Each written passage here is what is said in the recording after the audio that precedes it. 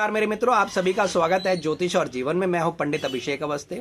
आइए हम आगे की कड़ी बढ़ाते हैं। भोजन के बारे में हम बात कर रहे थे, चर्चा कर रहे थे, तो उसमें बोला गया है कि एक ही वस्त्र पहनकर या बिल्कुल निर्वस्त्र होकर आप भोजन कभी ना करें।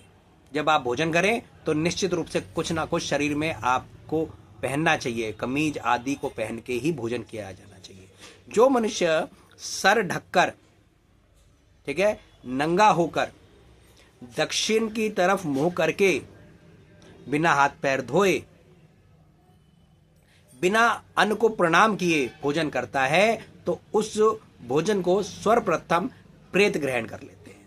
आपने बहुत बार देखा होगा कि मनुष्य भोजन तो बहुत करता है बट उसको शरीर में नहीं लगता, या हम ही आजकल जो भोजन कर रहे हैं वो हम एक आसुरी भोजन कर रहे हैं क्योंकि हम इन नियमों को नहीं अपनाते।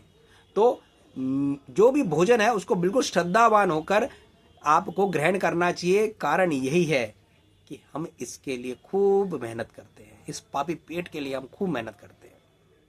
तो मेरे मित्रों, इस बात को आप भूलिए मत कि जैसा रहेगा अन्न वैसा रहेगा मन।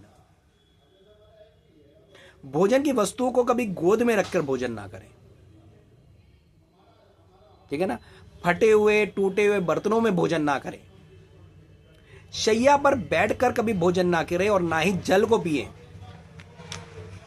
चंद्र ग्रहण, सूर्य ग्रहण के समय जो मनुष्य भोजन करता है वे जितने अन्न को खाता है उतने वर्षों तक वो अरुंतुक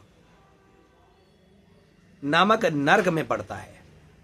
फिर वे वहां से पीड़ित होकर फिर गुल्म रोगी बनता है और कान और दंतहीन होता है। ये बातें झूठी नहीं है। आपने देखा होगा कभी कभी कोई जातक जो होता है, बच्चा जो होता है जन्मजात अंधा होता है, कहीं उसको पीड़ा होती है। ये सब जो है ये नरक की यातनाएं भोजन भोगने के बाद ही ऐसा फल मिलता है। अपनी जूठन किसी को ना दें और ना ही खाएं, और भोजन के बीच में बातें ना करें। कि कभी कभी ये होता है कि बातें करते करते भोजन को आप अधिक खा लेते हैं तो उससे भी आपकी तबीयत खराब हो सकती है।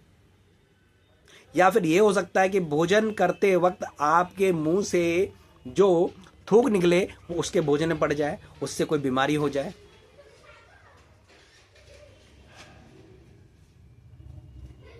तो ये कुछ नियम है, इनको आप अपनाएंगे जीवन में तो मैं कहता हूं निश्चित रूप से आपको बहुत फल मिलेगा।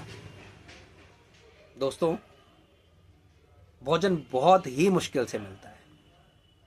आप इतनी मेहनत करते हो, दिन रात घंटों घंटों खड़े रहते हो और उसके बाद ये निवाला मिलता है।